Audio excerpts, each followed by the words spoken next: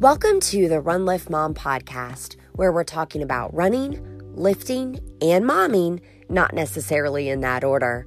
Today, I'm so excited to have Chris Kenon here. Chris has one of the most powerful weight loss stories of anyone I know. Listen as she discusses how she lost 90 pounds, 90, throughout the course of 9 months by starting with walking, moving to kind of a slog, to eventually a jog, and then a run. You guys, it did not come easily. She gets really raw. The theme in this conversation is transformation, and she did it through healthy habits and running. This is part 1 of 2 in a conversation with Chris. So after you hear this one, make sure you look in your queue for part 2. Without further ado, here's Chris Kenon.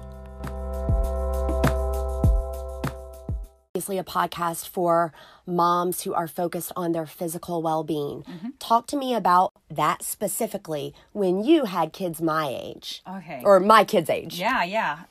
So I was a mother very young. I had my first son when I was 18. I graduated high school with him 8 months pregnant.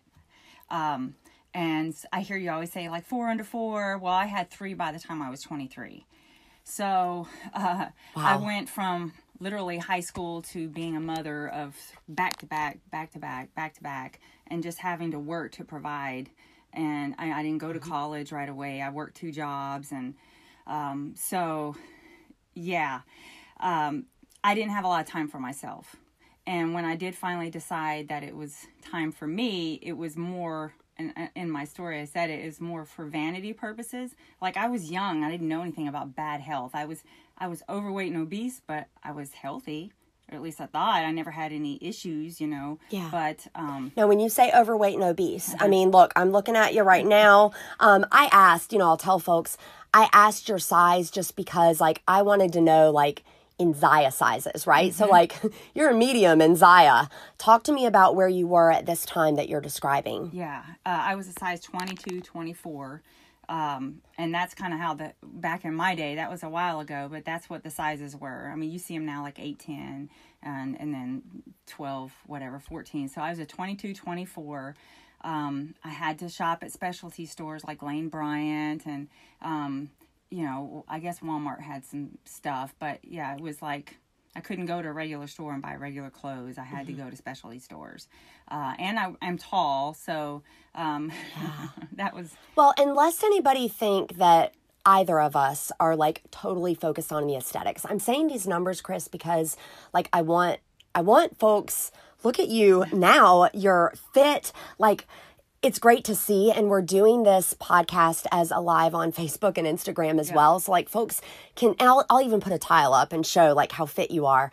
But I want, when you say those numbers, the people listening on audio only can visualize what a size 22, 24 looks like, mm-hmm. and then what a size 8 looks like. Talk to me about how you felt during that time, though, that you were on the upper end of that scale. Yeah, so I felt ugly, and no one would look at me. I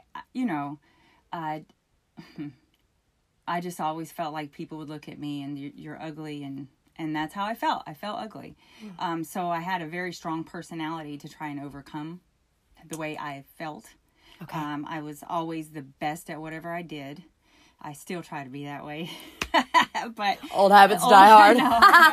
But I just felt like I had to work harder to get, the attention or the recognition that I felt like I deserved. I was in retail, and it's a terrible thing but it is a thing. But they always say hire pretty people because they'll sell more. And as an obese person, I had to sell my butt off, and I did. I mean, I won trips. I was 23 years old, but at one point I made $63,000 a year. Back in 2000 in retail because I literally baller status sold my butt off. Mm-hmm. But I mean, it wasn't easy. I wasn't the appealing person that people just draw to. You know what I mean? Mm-hmm. So and that was, you become used to that, and you adjust to it, and you're just I'm never going to be someone that someone looks at and says, oh, she's pretty. I had someone look who was forced to spend time with me tell me that I had pretty eyes once, or my face was pretty. But, you know, and that for people who are overweight, I'm sure they can relate. They feel like that, and they get those, but you know, you have a small waist. I'm a hippie girl, and even at 22, 24, they said I had a small waist for how big everything else was. But I can laugh at it now, but I mean, those things stick with you. Yeah. But I mean, that's not really, those people are not who made me want to change. And believe it or not, if I can go into that already, if that's okay. I want you to go into it. And I'll tell you personally, I mean, you know me personally. Actually, since you've known me, it's like I'm always pregnant or postpartum.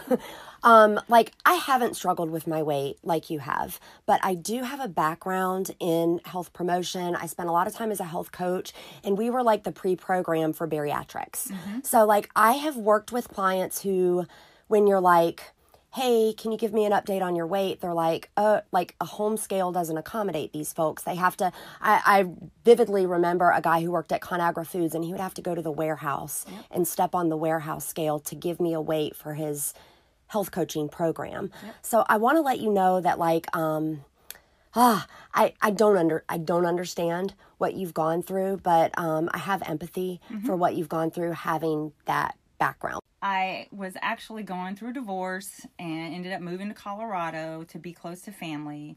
And then I met this awesome guy. And I tell you what, I still for a long time thought, like, why did he want anything to do with me? I had 3 kids. I was fat. Like, I was broke. What do I have to offer this guy? And yet he still chose me. I still, to this day, I'm like, I don't get it. He was gorgeous and solid and young and athletic, and he was like my dream guy. He treated me nice and took me out on dates, and we ended up dating, and he got PCS somewhere else, and we just weren't ready to make and that's the next permanent step. Change of station for those who are not, you know, military. We've got some Run Lift Mom listeners that don't know the military acronyms. Yeah. So this time I'm in Colorado, and he got PCS to Chicago. And I took a job in Phoenix. Didn't know anybody in Phoenix. Literally just me and my kids picked up and went to Phoenix, where we started a new life. But we stayed in touch, and we had made a decision that in about every 3 months we'll try to see each other if we're still talking or whatever, talking, dating. There was no expectation. So in my mind, I was like, okay, I want to try and look a little bit different the next time I see him. And I knew what his weight was. It was like 215. And that sounds like a lot, but he's tall and he's very muscular. He played football in college and high school, so he's a big dude. I know him. Yeah. He looks like an Under Armour model. Like, you know, like that guy, that click-clack guy in the catalog. Yeah, that's what sorry, he does. He does. He's going to love you for that. It's true. So I was like, I just want to at least weigh what he weighs the next time I see him. And at this time I was like 240-ish pounds. So I just did what made common sense. I couldn't afford a trainer. I didn't know anything about exercise and diet. So I was just like, okay, I know I need to move my body, and I know I need to change the way I eat. I drank sodas. Like, I didn't drink water. Like, my beverage was Coke. Coke. And you know how many calories is in one can. I probably drank 5 to 6 or 7 or 8 it's a day. It's like 150 calories and 22 grams of sugar. Old habits die hard, health coach. I know it. And I was a sweet tea freak. So not only am I just pounding sugar in my Coke, I'm pounding sugar in sweet tea. And so when I moved to Phoenix, the water there is just like Colorado to Phoenix. Okay, water from the mountains is delicious. You move to Phoenix, the water's disgusting. And that was easy. I didn't like sweet tea anymore because it tastes gross. Mm-hmm. And I was like, okay, I'm going to try this Diet Coke. And again, I don't know anything about health, but Diet Coke didn't have any calories. Mm-hmm. So I changed and I started drinking water. So there's like hundreds of calories a day already that I've been able to cut. I decided, okay, single parent of 3 kids, I decided I'm going to pay for 3 months of a gym membership because money motivated me, because I needed money. I had no money to spend money on something frivolous like a gym membership was just like, you know, I'm literally taking food out of our mouths to pay for the gym membership. So on this podcast, we've explored mom guilt Yep. before. Like, what's going on? Are you just like, I'm going to do it anyway? Did you feel guilty? Like, I mean, it was a decision. I don't think I felt guilty. I felt like this is what I want to do and I'm going to do it. And we're going to make it work. I mean, because looking at your size 8 self, right? Like, it's like, oh, that was an awesome decision. You did something for you, girl. But I mean, you're broke and you've got the kids. Like, I'm sure it felt a lot different several sizes and many pounds ago. Yep. Now, it was just like literally a step of fate. Like, I know I need to be doing something else with this money, but I know that this is what I really want to try. I'm going to try it. Mm-hmm. And just everything else is just going to have to work. I'm already saving money on all that sugar that I'm not drinking. True. So that's true. So, and the good thing that I liked about the gym membership is because, again, my kids were all still very young, very, very young, that they had the built-in daycare. So I literally, after work, picked them up. We went straight to the gym every single day. Mm-hmm. Now, wardrobe was a whole nother issue because I didn't know anything about anything. So I just put on what I could move in, and the shoes that I had were terrible. And when you get to the gym and you're not a gym person and I'm literally like technically obese, you know, like on the BMI chart or whatever. Oh yeah. I'm like off the chart. But, so I walk in and, you know, most gyms, it's like if you sign up, you get to meet with a personal trainer for the first whatever. So I'm like, okay, whatever, you know, I need all the help I can get. But it wasn't like a real personal training session. It was like, okay, let's weigh you and here, go get on a bike and just stay there for 30 minutes. And so I didn't like the bike because I felt like I wasn't doing anything. I'm laughing about it now because you're a triathlete. It's so funny to hear you say that. Well, you didn't feel like you were doing anything. What do you call it? A recumbent bike? Yeah. So I'm just sitting here and I'm going, like, even then at my obese state, I was like, this isn't really, I don't feel like I'm being challenged. Mm-hmm. In the trainer's defense, you know why they did that. I mean, you're a health professional. Right. You've since gone on to teach boot camp classes, and Chris, you're now a RCA certified running coach. Like, you are a fitness professional. You know why they put you on the recumbent bike. I've been AFA personal trainer certified. I've had my CrossFit level 1. I have CrossFit endurance. Now I've got the RRC. So I went to exercise science at Methodist University.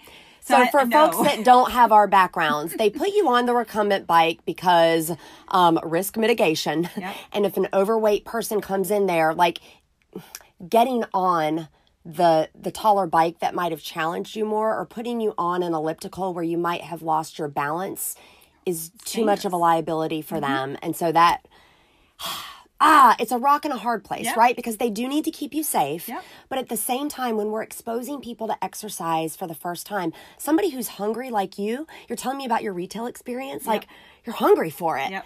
And so not to feel challenged, what a bummer. So, you know, and it's not like she didn't stay with me. So when she cut around the corner, I chunked. You left? I chucked deuces. No, I didn't leave, but I left that bike. Okay. I'm like, whoa. I left the bike and I went upstairs to the treadmill. And I was like, okay, at least I'm going to walk because I know I can walk, right? Mm-hmm. Again, I didn't feel unhealthy, so I knew I could walk. So I started walking, and I made sure I was walking at a pace that I could. It was challenging. Like, I'm breathing hard. It's a challenge. And I was like, 30 minutes, just do 30 minutes. And then I literally went there 6 days a week. And when walking got hard, I threw in, and I call it a little shuffle first until I just couldn't breathe. And then I'd back down to walk. Just common sense. Like, yes. It's just common sense. And then. See, people can see me now. I'm fist pumping the air because a lot of times when people are like, where do I start? That's so wise, Chris. And you were young. Yeah. That's really wise. People want some like hard-hitting CrossFit routine. And like, walking requires no special skill, no special equipment. Everybody knows how to do it. And you just start and build and build. And like, I paint this picture for folks all the time, but like, this is your experience. I love it. Yep. So like, how long do you think it took you between okay, I'm going to get on this treadmill and I'm just going to walk to, okay, I'm going to introduce a shuffle every so often? Like, would you say it was a month, a week? No. I want to say I started introducing a shuffle probably within the first week or two. Awesome. Yeah. Awesome. I'm a pusher of myself. Good. Good. So, but I only paid for 3 months. And I think I remember we weighed in maybe weekly. Okay. And the first week, nothing. Second week, nothing. And I was getting frustrated, but I also knew that it was common sense, like something. I know that I am doing something that's going to have to eventually affect change because I'm not doing what I used to do. So I just stuck with it. I was so frustrated, but I was like, was it the gym that made you weigh in, or were you like, I need to weigh in? Personal trainer lady. Hindsight. Yeah. Would you have weighed in? You know what I mean? Like, would you have chosen something else? I mean, obviously, if God wanted you to have a Holy Grail pants or he would have put it on your heart. But like, I don't know. Like, if there's somebody out there right now that's like, okay, I could take this journey. I could start walking. Would you recommend, based on your personal experience, that they weigh in, or would you recommend something else? When I was training, and my audience were people who were like me, because that's who I attracted with my story, I would always tell them for the first month, I just went ahead and told them, you're not going to see any change. So if you step on the scale, this is what to expect. Nothing. But you got to stick with it. That's a hard sell. You're going to work your bum off. And there are going to be no results for the first month. Well, because then if there is, then it's like, okay, they're excited. But for the most part, I'm one of those realistic, I'm going to tell you like it is type people. And that's the reality, is that it takes time. I didn't gain all that weight in a month. So how can I expect to lose it in a month? So I would tell them, you can step on the scale if you want to, but this is what you're going to see. Nothing. So I say give it at least a month, and then we can start hoping for something. And that's just what I've learned, not because that's what a book told me to do or anything like that, but that's just my own personal experience.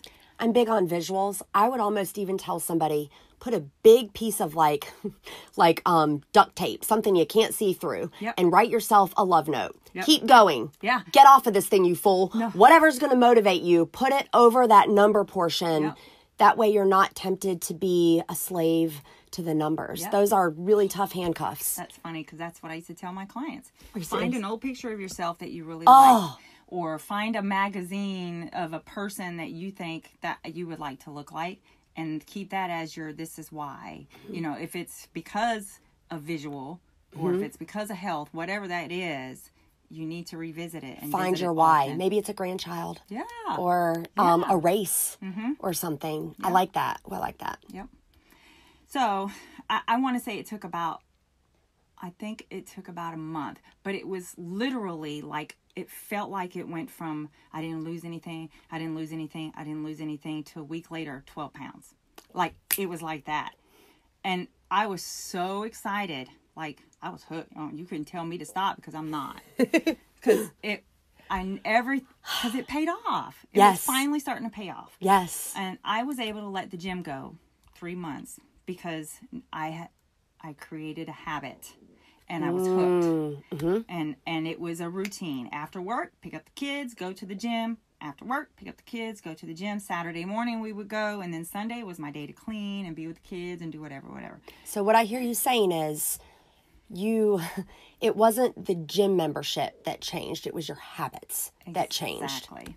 I knew I had created a habit, so I didn't need to spend that money anymore, because I lived in an apartment complex and they had that at the apartment. But initially, I knew that I needed something to motivate me, and money was motivating for me.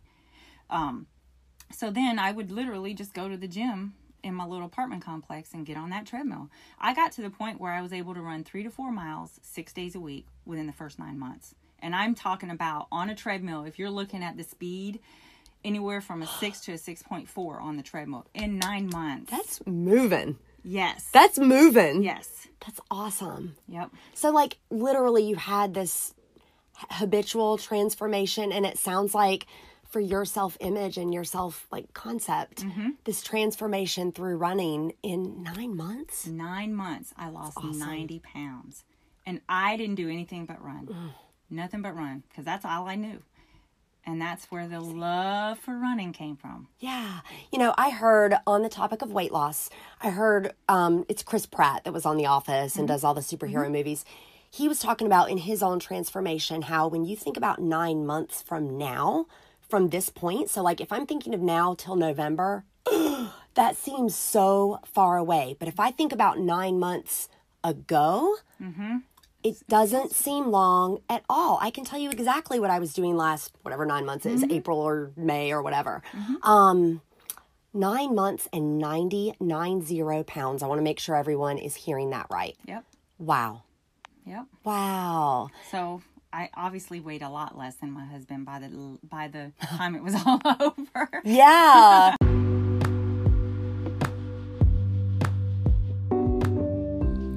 Here's the part where I'm really happy that we have an outro in this podcast. When Chris and I got done recording both parts, we realized that we kind of left you hanging there on the guy. That man that she's talking about that saw her beauty when she was at her largest, he is her now husband, and they've been married for many years. Yes, there's a happy ending there. I loved when she said in this episode that it wasn't the gym membership. It was the habit that she had created in those 3 months. And I hope that that inspires you to create a healthy habit. I want to remind you that there's a part 2 to this episode where you'll hear 1 about Chris's weight loss relapse and how she got back on the track. And then 2, hear about how she transforms into a triathlete. She is a healthy grandma now, and part of that is in being a triathlete. Listen to part 2. Thank you so much, Chris, for coming on and sharing about your weight loss transformation. And until I get in your earpiece again, remember, for while bodily training is of some value, godliness is of value in every way, as it holds promise for the present life and also for the life to come. That's from 1 Timothy 4:8, and this has been the Run Lift Mom podcast. Hey, Run Lift Mom listeners, you know I'm the mom of 4 kids under age 5, and therefore I am always looking for ways to work smart, not hard. Anchor is the smartest way to make a podcast. Let me tell you why. First of all, there are creation tools that allow you to record and edit your podcast right from your phone or computer, but Anchor will also distribute your podcast for you, so then it can be heard on places like Spotify, Apple Podcasts, and a whole lot more. You can make money from your podcast with no minimum listenership. It is quite literally everything you need all in one place. And y'all, it's free. So download the free Anchor app or go to anchor.fm to get started.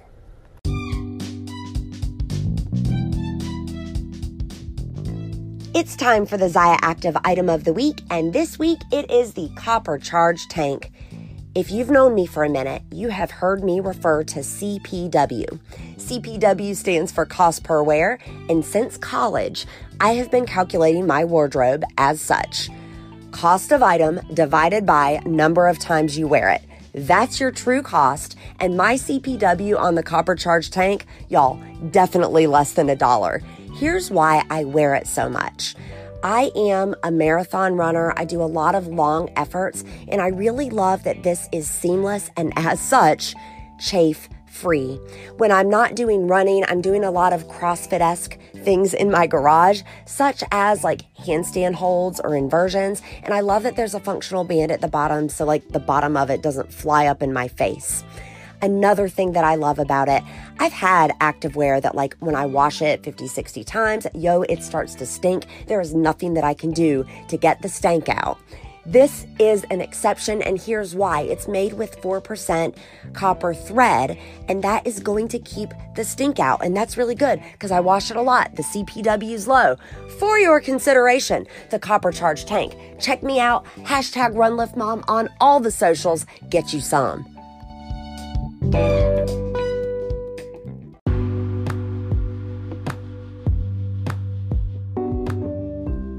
Like what you heard? I am just getting started with the Run Lift Mom podcast. And as a newbie podcaster, it is really helpful for me if you subscribe, rate, and review. And to show you just how much I appreciate that, I'm going to be giving away a Zaya Active item of the week every single week during the month of February. I am calling this my Galentine's celebration, and here's how it works. If you have left a review, you are already in the drawing. If you haven't left a review, I would appreciate your honest words. So go ahead and leave a review, and then every single week I'm going to be doing a drawing for that item of the week. Get excited. I'm new. Your odds are good. I want you to experience Zaya as well as the knowledge our great guests are giving us about running, lifting, and momming. This is my audio test. Am I doing the podcast in the closet or Trey's man cave? The closet has more things hanging up, like clothes to absorb the sound, but the man cave looks so much better for the Facebook Live test, audio, Eddie ho!